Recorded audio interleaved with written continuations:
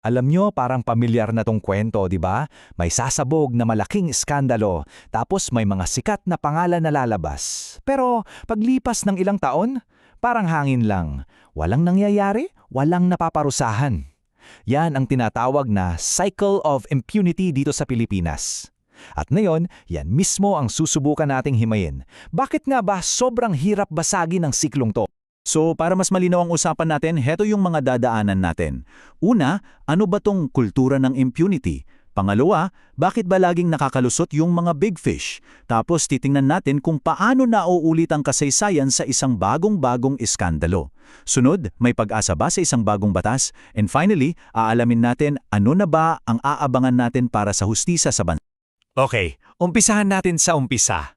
Kasi para talaga maintindihan natin kung bakit ganito ang sitwasyon ngayon, kailangan nating balikan ang nakaraan. Alam nyo, itong problema sa kawalan ng pananagutan, malalim ang pinanggagalingan niyan. At itong sinabi ni Professor Roland Simbulan, napakatindi, saktong-sakto sa problema. Sabi niya, it's an unending loop which also expands into wider circles.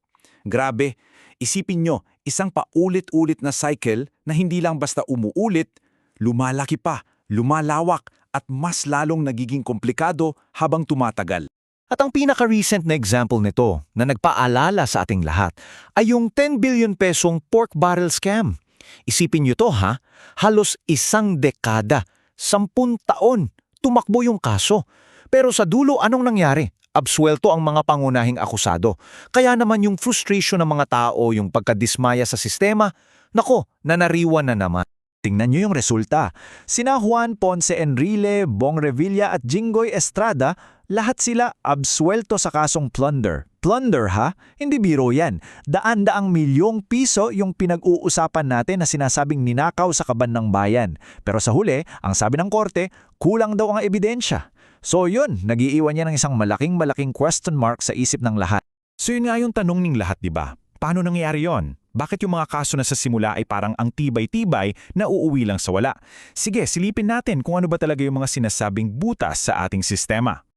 Well, ayon kay Constitutional Law Professor Paolo Tamase, isa sa pinakamalaking kalaban dito ay oras. Yung mismong tagal ng paglilitis. Kasi habang tumatagal ang isang kaso, parang yelo yan na natutunaw. Humihina. Yung mga testigo, nakakalimot na. Yung mga prosecutor na humahawak ng kaso, nagpapalit. At yung mga crucial na ebidensya, yung mga dokumento, pwedeng mawala na lang bigla. So yung kaso na dating solid, unti-unting nagiging wala na. Okay, isa pang importanteng bagay na kailangan nating intindihin, yung pagkakaiba ng plunder at graft. Kasi hindi yan pareho. Para masabi mong plunder, kailangan mong patunayan na at least 50 million yung nakulimbat. 50 million pesos. Yan pa lang, yung napakalaking halaga na yan. Isa ng malaking challenge para sa mga prosecutor. At teka, may isa pa. May isa pang malaking balakid. Ito yung tinatawag na main plunderer doctrine. Ano to? Well, sa ilalim nito, hindi sapat na sabihin mo lang na, uy, may ninakaw. Kailangan, at ito ang mahirap, kailangang ituro at patunayan ng prosecution kung sino mismo yung utak, yung main plunderer o mastermind ng lahat. Para kang naghahanap ng karayom sa isang bunton ng dayami. Sobrang hirap at nagdadagdag to ng isa pang level ng difficulty sa kaso. At dahil nga sa mga nangyaring yan, sa mga karanasang yan, heto na naman tayo, may bagong iskandalo. At ang takot ng lahat, baka maulit lang ang buong kwento. Ang pinag-uusapan natin ngayon, isang 500 billion peso flood control scandal. 500 billion. At dahil sariwang-sariwa pa sa isip ng lahat yung nangyari sa pork barrel scam, yun na nga ang kinakatakot. Baka ito na naman yung umpisa ng isang mahaba at nakakapagod na proseso na sa dulo wala ring mangyari. Parang isang malaking deja vu, di ba? Pero, noong Nobyembre, nagbigay ng isang matapang na pahayag si Pangulong Ferdinand Marcos Jr. Ang sabi niya, they won't have a Merry Christmas. May mga aarestuhin daw bago magpasko, kaugnay sa flood control mess na to. Isang malinaw na pangako, mabilis na aksyon, pananagutan, yan ang inasahan ng lahat. Pero lumapas ang Pasko at heto yung naging tugon halimbawa mula sa Makabayan Block. Sabi nila lumapas na ang deadline pero wala ni isang big fish ang nahuli. Anyari sa may mga magpapapasko sa kulungan, so isang direktang puna sa tila hindi natupad na pangako. Sabi ng mga kritiko, oo, may mga nahuli, pero yung mga nasa mababang posisyon lang daw. Yung mga big fish, ayun, malaya pa rin. Okay, so sa gitna ng lahat ng frustration na yan, may lumabas na isang posibleng solusyon.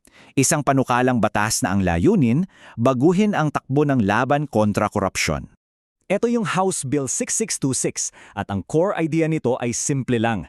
Gawing krimen ang tinatawag na illicit enrichment. O sa Tagalog, yung biglaang pagyaman ng isang opisyal na hindi niya maipaliwanag. Ito raw yung bagong sandata na kailangan natin. So, ano ba talaga tong illicit enrichment? Ganito lang kasimple yan. Sabihin nating public official ka. Tapos biglang lumaki ng sobra yung yaman mo. Kung hindi mo yan maipaliwanag gamit yung legal mong sahod, aba, yung burden of proof nasa iyo na. Ikaw ang tatanungin, saan galing yung pera mo? Imbes na yung gobyerno magpapatunay kung saan mo ninakaw, ikaw ang magpapaliwanag kung paano mo yan kinita ng legal. Baliktad, di ba? Dito ngayon natin makikita kung gaano kalaki ang potensyal na pagbabago. 'Di ba sabi natin kanina, sa plunder, para kang nasa isang maze. Kailangan mong patunayan bawat hakbang, bawat koneksyon at hanapin pa yung mastermind. Pero dito sa illicit enrichment, mas simple. Ang tanong lang ay, boss, hindi tugma yung yaman mo sa sahod mo. Explain. Kung hindi mo maipaliwanag, may kaso ka na. Bye-bye sa maraming technicalities na nagpapahirap sa mga kaso noon. So, saan na tayo ngayon? After all that, ano na ba talaga ang status ng hustisya sa Pilipinas? At ano yung mga kailangan pang harapin? Well, kung titingnan natin yung numbers, may data na nagsasabing aabot sa halos 48% ang conviction rate ng ombudsman sa Sandigan Bayan. Pwede mong sabihin, uy, not bad, halos kalahati. Pero, at may malaking pero dito, yung numerong yan ay para sa lahat ng kaso. Hindi nito laging sinasalamin yung resulta ng mga high-profile cases, yung laban sa mga tinatawag nating big fish. So, ano raw ang kailangan? Ayon sa mga eksperto, dalawa ang napaka-importante. Una, bilis. Kailangang pabilisin ang takbo ng mga kaso. Pangalawa, transparency. Kailangan mas bukas ang mga korte sa publiko para lahat tayo nasusubaybayan kung ano ang nangyayari. Ito raw yung mga paraan para unti-unting maibalik yung tiwala ng mga tao sa sistema. At dito natin iiwan ang usapan sa isang napakahalagang tanong para sa ating lahat. Sabihin na nating naipasa nga ang mga bagong batas tulad ng Anti-Illicit Enrichment Act. Sapat na ba to? Ito na ba yung magic bullet para masira ang siklo ng impunity? O baka naman yung problema ay mas malalim pa, nakabaon sa ating kultura at sistema ng politika, na kahit anong batas ang ipasa, hindi sapat. Yan ang tanong na kailangan nating lahat pagnilaya.